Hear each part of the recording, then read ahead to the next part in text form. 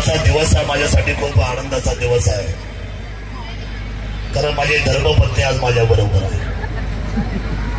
त्याचं कारण सांगतो, माझ्या आयुष्यामध्ये मला गेले 30 वर्ष तिने साथ दिली आणि हे कार्यक्रमाचं आयोजन तिने केलं. माझ्या मनात सुद्धा नव्हतं. मला म्हणले महिला शक्ती ज्या आहेत त्यांना मला भेटायचंय, सामोरं जायचंय. तुम्ही एवढं काम करता दिवस रात्र. सकाळी सुरुवात तुमची 7 वाजल्यापासून होते, सकाळी 6ला तुम्ही उठता. खरं तर माझ्या दोन्ही मुली खूप लहान असताना मुंबईमध्ये तिच्या खांद्यावर जबाबदारी ठेवून मी तालुक्यामध्ये आलो. तरुण वयामध्ये आल्यामुळे माझ्याबद्दल चांगलं वाईट खूप बोललं जातं, पण मात्र मी माझ्या बाळाला, माझ्या कपडाला सदैव या शिवभूमीची माती लावली. आणि आयुष्यामध्ये तुम्हाला एक गोष्ट मी अतिशय प्रामाणिकपणे सांगतो, या देवीकडे तोंड करून, एक छदाम, एक दमडा सुद्धा आयुष्यात कोणाच्याही माणसाला मी कधीही फसवलेलं नाही, ना कुठल्या गरीबाला मी माझ्या आयुष्यामध्ये त्रास दिला. जे केलं ते जनतेसाठी केलं, जे समाजासाठी केलं, माझ्या रयतेसाठी केलं, माझ्या लोकांसाठी केलं. राजकारणामध्ये लोक आले का लोकांच्या मनात असतं की मी आज पदावर आलो तुम्ही पैशावाला व्हावं. पण भालेवलाजी इथं साक्षीला आहे, आमचा धनंजय इथे आहे, आमचा पपुषण इथं इंगणे आहे, आमचा चैतन्य फार्मचे सगळे माझे सहकारी इथं माझ्या साक्षीला आहे, आमचा सचिन गोलप असेल, विशेषत्वाने माझे सतीशबाई कसबे इथं असतील, आणि माझ्याबरोबर काम करणारे प्रदीप देवकरांपासून असंख्य माझे सहकार्य करतो. एकाचं नाव घेतलं तर अनेकचे राहतील, जयसिंगराव. पण मी आपल्याला सांगतो, माझा हेतू सरळ आणि स्पष्ट होता. ज्या छत्रपती शिवरायांनी आपल्या आयुष्याची होळी केली, माती केली, स्वतःला या मातीमध्ये गाडून घेतलं. अवघे 49 वर्ष आयुष्य मिळालं शिवरायांना. 49 वर्षामध्ये कधीच कुठला माणूस या जगातून जात नाही, पण छत्रपती शिवरायांनी कर्तव्य केलं. आपल्या सर्वांची आन बाण आणि शान जर कोणी सांभाळली असेल तर या जगातला एकच राजा होऊन गेला, त्याचं नाव आहे छत्रपती शिवाजी महाराज. आणि त्या शिवरायांना स्मरून मी तालुक्यामध्ये आलो. माझ्या बायकोने खरं तर खूप मला त्यावेळेला हात धरून सांगितले की या तरुण वयामध्ये मला सोडून जाऊ नका, 2 मुली लहान आहे. नाही म्हटलं, आता माझ्या मनात आलं. एकदा मनात आलं तर मी ते केल्याशिवाय राहत नाही. आयुष्याची माती झाली तरी चालेल, पण माझ्या सर्वसामान्य जनतेला आणि या जुन्नर तालुक्याचा विकास केल्याशिवाय मी राहणार नाही. ही बिंदावली मात्र मी माझ्या महाराष्ट्रामध्ये दिली. माझ्या अगोदर आमदार अनेक झाले, पण कोणी म्हटलं नाही की किल्ले शिवणारे, कोणी म्हटलं नाही की शिवजन्मभूमी. सगळे लोक म्हणायचं मी आमदार झालोय जुन्नरचा. जुन्नरला मी ब्रॅकेटमध्ये टाकलं आणि एकच नाव घेतलं ते छत्रपती शिवरायांच्या तालुक्याचं. होय, मी आमदार आहे माझ्या जनतेच्या आशीर्वादाने, माझ्या रयतेच्या आशीर्वादाने, आणि माझ्या तालुक्याची ओळख आहे किल्ले शिवणारी शिवजन्मभूमी. माझ्या तालुक्याची ओळख आहे, ही मी माझ्या आयुष्यामध्ये कधी पाठीमागे ठेवू शकत नाही. विधानसभेत उभा राहायला माझा आवाज ऐकायला मेहता भाऊची लोक म्हणजे काय आवाज आहे याचा वाघासारखा, काय नजर आहे या माणसाची. नजर पक्की ठेवली मी विधानसभेवर. 2242 कोटीचे रस्ते केले. मला सांगा, तुम्ही इथून जाता गाड्या घेऊन महिला बघणे, स्कूटीवर जाता कुठे? इथून नारंगावला. कसं वाटतं? ओझरला जाता कसं वाटतंय? किती वर्ष झाली रस्ता करून? 10 वर्ष झाले, परंतु ही एक सुद्धा खंड नाही. ही कामाची क्वालिटी आपली आहे, लक्षात ठेवा. ही कामाची पद्धत माझी आहे. या तुमच्या मोनिका चौकापासून तुम्ही आतून जाता या बाजार समितीच्या रोडने, इकडून धनंजय या रोडने जाता ना विनायक, तुम्ही मोरे चौकापर्यंत सिंगल सुद्धा खंड नाही. 10 वर्ष झाले सिमेंट कॉन्क्रीटचा सरळ रस्ता तुमच्या लोकांना सातत्याने करून दिला. रोकडी असेल, लागाचा घाट असेल, चैतन्य नगर असेल, तुमचा पापळे शिवार असेल, विजय विहार असेल, आवळी असेल, हे सांगायला सुद्धा पाय जमिनीवर माती वाचू लागतात. आमदार ज्याला व्हायचं त्याला रस्ते सुद्धा माहीत व्हावे लागतात. सोपं का? माणसं वाचावी लागतात, माणसाची मनं शोधावी लागतात, माणसाच्या अडचणी समजून घ्यावे लागतात. मागच्या वेळेला जो पराभव झाला ना तो माझा नाही झाला. मी आहे तसंच आहे. माझा अर्धा किलो सुद्धा वजन घटलं नाही. तुमच्या माहितीसाठी सांगतो, ना माझ्या चेहऱ्यावरची नक्की राहिलेला माझं तेज कमी झालं. माझी बायको मात्र ना महिनाभर जेवली नाही बिचारी, 1 महिना नाही जेवली, रडत होते. सतत देवासमोर बसायची, काय चुकलं माझ्या नवऱ्याचं. एवढी कामं केली, दशक्या विधी केल्या, मैत्रिणीच्या बाबतीमध्ये लहान लहान मुलांना उभं केलं, ज्यांचे पती अपघातामध्ये गेले त्या कुटुंबांना उभं केलं. काय चुकलं माझ्या नवऱ्याचं देवा, माझ्या नवऱ्याला तुम्ही थांबवलं. पण मी आपल्याला प्रामाणिकपणे सांगतो, पराभव नाही झाला शरद सोनवणेचा. पराभवाची चर्चा झाली महाराष्ट्रामध्ये, विकास पुरुषांचा पराभव झाला आणि या जुन्नर तालुक्याच्या विकासाचा पराभव झाला. चर्चा दोन्ही बाजूने होत असते, चांगली आणि वाईट. ही पण चर्चा झाली आणि कोण कोणाचा पराभव केला जुन्नरच्या शिवभूमीच्या लोकांनी. आणि तुम्हाला सांगितलं ना घड्याळ दाबलं बऱ्याचशा लोकांनी. काय मिळवलं? तुम्ही चिन्हावर आलात, तुम्ही जातीवर आलात, विभागावर आलात नाही. शिवरायांच्या कर्तव्याचा विचार व्हायला पाहिजे आपल्या मनामध्ये. जो आया बहिणीचा विचार करतो, जो तरुणाच्या रोजगाराचा विचार करतो, जो माझ्या जुन्नर तालुक्याच्या आपल्याला स्पर्धा महाराष्ट्रामध्ये आहे, 288 असलेले 101 आमदार आहेत. मग त्याच्यामध्ये पवार फॅमिली असेल, त्याच्यामध्ये तुम्हाला जातो बीके फॅमिली असेल, थोरात परिवार असेल, वळसे परिवार असेल. एका वर्षात एक ते आमदार मंत्री, पण त्यांना 5 वर्षामध्ये 50 वर्षाचं उत्तर दिलं. या मातीमधून त्याचं नाव आहे आपला माणूस किल्ले शिवनेरी. या आमदारांनी त्यांना 5 वर्षामध्ये उत्तर देऊन टाकलं. तर मला आपल्याला विनंती करायची, तुम्हाला वाटतं बरं आमदारकी म्हणून काय नाही, मला काय मत द्यायचं, कोण आमदार उद्या मला काय करायचं नाही. आमदार म्हणजे तुमच्या मुलाबाळांचं भविष्य आहे. एकदा विजयवाड्यामधले एका महिलेने मला फोन केला रात्री 1:47 घाबरलेली होती. मी फोन उचलला. मी रात्री फोन का उचलू शकतो माहिती आहे तुम्हाला? जवळ येऊन सांगतो तुमच्या का उचलू शकतो फोन. मी दारू पेत नाही म्हणून मी तुमचा रात्री 1:47 फोन उचलू शकतो. हे धाडसाने बोलतो मी, खरं बोलतो मी. टाईट झालं फोन घेईल का मी? मलाच माझं सुधारायचं नाही. पाय कुठे, डोकं कुठे, मी कुठं उभा आहे. शिवभूमीचा आमदार म्हणून घेत असताना काही पथ्य आहेत माझ्या आयुष्यामध्ये मला. आणि तिचा फोन घेतला मी, घाबरली होती ती, मी नाव नाही घेत तिचं. दादा बोलताय म्हणलं, हो दादा बोलतोय.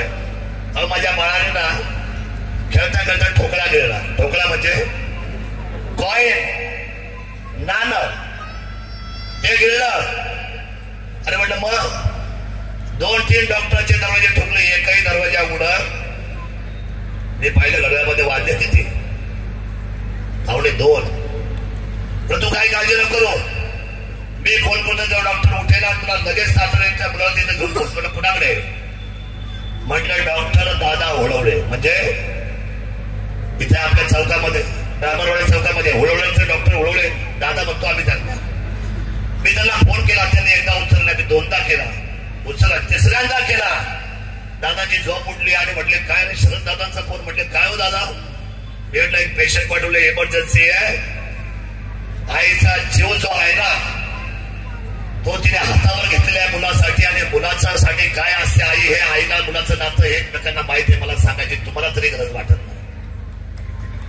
दरवाजा उघडला, दादा खाली आले शॉर्ट पॅन्ट वर, आणि त्या घरात दरवाजा उघडला, समोर पाहतो ती बाई हातामध्ये घेऊन आहे. विजय विहारची मुलगी होती, बाई होती ती आपली ठाकरवाडीची, आदिवासी भागात. दादांनी 7 मिनिटाच्या आत त्यांच्या मुलाचा ठोकळा बाहेर काढला, तिचा जीव भांड्यामध्ये पडला. आणि दादा मला एकच बोलले, डॉक्टर हे साहेब मला देव कशाला म्हणतात माहित नाही, पण तुम्ही रात्री 2 वाजता जर कोणाचा फोन घेऊन जर एखाद्याला मदत करता तर आमच्या आयुष्यात तीच सगळ्यात मोठी कमाई आहे. त्याच्यापेक्षा कोणती आमदारकी आहे? रात्री 1:30 पुण्याचा अपघात झाला दादा, इथं बॉडी पडली आहे, मोटरसायकलच्या साईडला पडली, उचलायला कोण नाही. कित्येक वेळा गेलोय, माझ्या बनियन रक्ताने माखल्या, उचलले आपली सगळी मंडळी मी, आणि नेऊन ठेवले हॉस्पिटलमध्ये. काही वाचली, काही गेली. तुमच्या ह्या गोष्टी लक्षात येत नाही. तुम्हाला घरातले माझं सांगतात, मी सांगतो तिथं मतदान कर, बिलकुल नाही. क्रांती घडली आता. माझ्या जिजाईच्या लेकी, माझ्या अहिल्या माझ्या सावित्री, आता तुम्ही जाग्या झालेल्या आहे. कुणाला मतदान घ्यायचं करायचं तर 100 वेळा विचार करा आणि करताना हे सांगा, आतापर्यंत 50 वर्ष आम्ही तुमचं ऐकलं, इथून पुढे आम्ही सांगतो तुम्ही आमच्या बरोबर शरददादाला मतदान करा. शरददादाचं चिन्ह काही असू द्या. अरे तर मला काम करता येईल ना आपल्या सर्वांचं, मला रोजगार देता येईल आपल्या सर्वांना. 5 वर्षामध्ये चल इकडं तिकडं होऊन जातं. मी आता काही बाकीचं बोलत नाही, तुम्हाला एकच निवेदन करतो आणि बाईक मी ड्रॉला सुरुवात करतो. आपल्याला 15-20 मिनिट ड्रॉ संपायचे. हे काही आता गाणं होणार नाही, काही होणार नाही. ड्रॉला सुरुवात. मला आपल्याशी संवाद करत होता म्हणून माझ्या बायकोने सांगितलं की महिलांशी मला सामोरं जायचंय. मी तिला धन्यवाद देतो. बाई, तुझ्यामुळे मला एवढ्या महिला पाहायला भेटल्या. मला 2 मुली आहे, मी नशीबवान आहे. बघा तुम्हाला किती मुलगे पाहिजे तुम्हाला नाही माहिती, मला मात्र 2 मुले. हट्ट नका करू मुलासाठी. सगळ्यात जास्त केसेस आता माझ्याकडे आहे. मुलगा नीट बोलत नाही, नीट वागत नाही, सांभाळत नाही, डोळे मोठे करतो मुलगा असं म्हणतात. आता मुली आपल्यामध्ये कधी डोळे मोठे करणार नाही आणि कधी आईला आणि वडिलांना दुखवणार सुद्धा नाही. आताचा काळ बदलला. एक फक्त निवेदन करतो आपल्यासमोर. मी त्याच्या अगोदर 2 महिलांना मी माझ्या ज्यांनी मला दिवस रात्र मला खरं तर आयुष्यभर वसवलं, अप्पा मला ज्यांनी सांभाळलं आयुष्यभर, खूप लोकांनी सांभाळलं, पण त्यातलं सुद्धा या खरं तर आज अखंड सौभाग्यवती अश्विनी राहुल बबू काका डोंगरे आपल्यामध्ये राहिलेले नाही.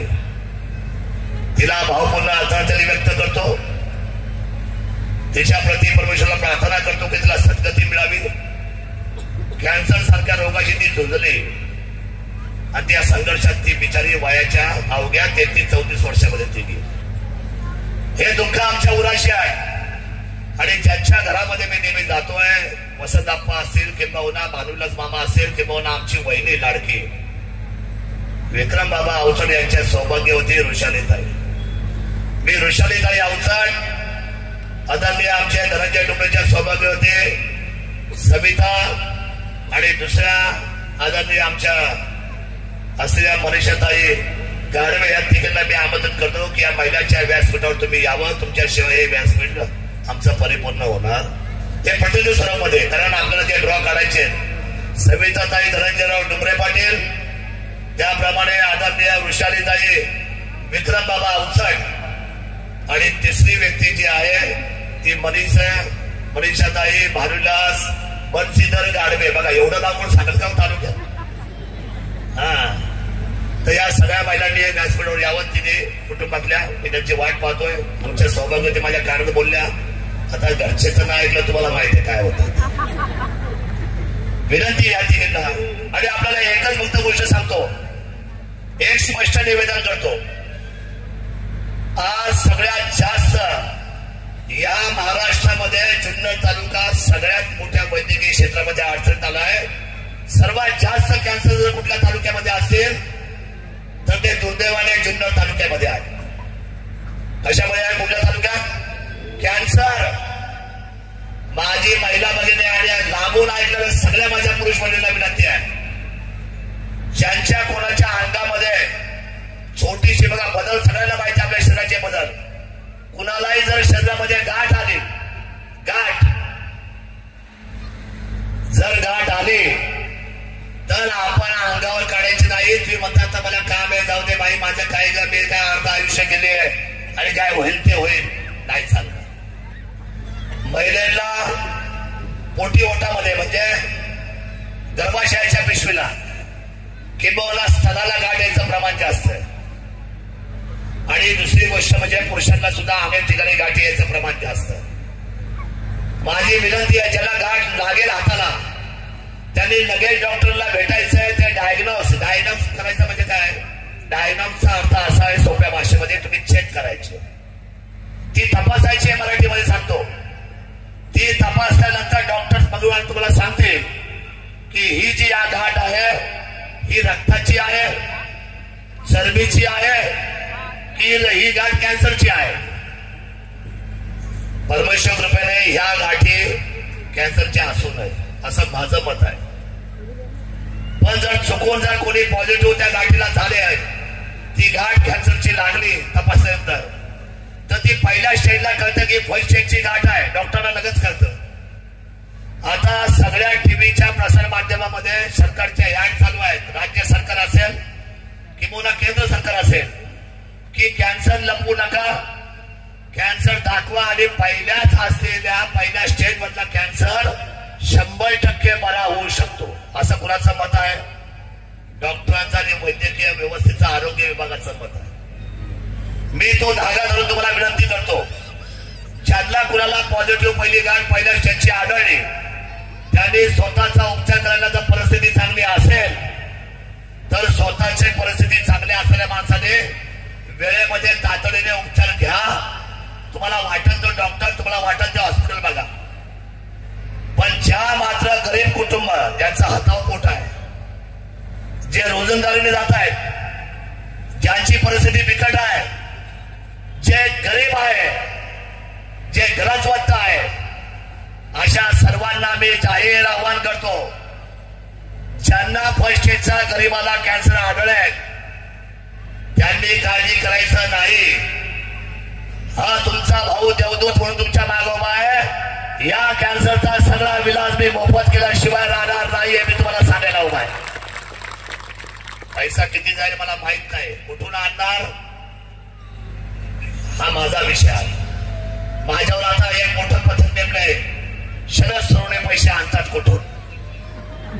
जाऊ द्या, त्या पथकाला काय शोधायचं ते शोधू द्या. आता काही लोक म्हणतात शरद सोनवणे आज एवढे मोठे सोन्याचे काय म्हणतात त्याला, काय नेकलेस, सॉरी म्हणतात तुला नाही घेऊ शकलो अजून, बरं पुढे गेले ते, जाऊ द्या आपला नंतर बघू. नेकलेस, कानातले काय सोन्याचे झुमके, रिंग, आणि तिसरे म्हणजे सोन्याचे अंगठी. माझ्या विरोधकांनी सांगितलं, काही माझ्यावर खूप प्रेम करणारे लोक आहेत, ते सांगतात अहो शरद सोनवणे हुशार माणूस. बरं वाटलं कसं काय, आम्हाला ऐकून काढावं आलं, म्हणजे ते रुमार्स उठवला. रुमार्स म्हणजे खोटी बातमी पेरली की हे 1 ग्रॅमचं असू शकतं. माझी विनंती आहे, तुमचा माझ्यावर विश्वास आहे? माझं आडनाव काय? माझं आडनाव तर सोनवणे आहे आणि मी जर 24 कॅरेटचा आहे तर मी सांगतो आई शिवाई मातेच्या तुम्हाला सर्वांच्या साक्षीने हा सोनार चैतन्य ज्वेलर्स हा तुमच्या तिथं राहतो आहे ना. 100% सोनं खरं दिला जाईल, त्याची काय काळजी करायचं कारण नाही. हे सगळं तुम्हाला तुमच्या हातात जाणार आहे. एवढा मोठा ड्रॉ होतोय आणि हा जिल्हा परिषद गटात होतोय, मला याचा आनंद आहे. कॅन्सरच्या बाबतीमध्ये काळजी घ्या एवढंच सांगतो, आधीच काही बोलत नाही. आपल्या सर्वांना येणाऱ्या नवरात्र उत्सवाच्या मनापासूनच्या शुभेच्छा व्यक्त करतो आणि माझा फोन नंबर तुमच्यावर राहू द्या. आणि अडचणला बरा आहे बाबा मी तसा, फक्त नवरा बायकोची भांडणं झाली की मला फोन करायचा. काय सांगावं तुमचं, कधी तुम्ही असं म्हणलं असं बोलवाल, हे आमचा वाईटपणा. 9, 8, 6, 7, 4, 0, 4, 5, 6, 7. शक्यतो मला मुलांची ऍडमिशन आणि तुमच्या आरोग्यासाठी फोन करा. मी त्याच्यामध्ये काम करायला फार फायर माणूस आहे. फायर म्हणजे ज्वलंत.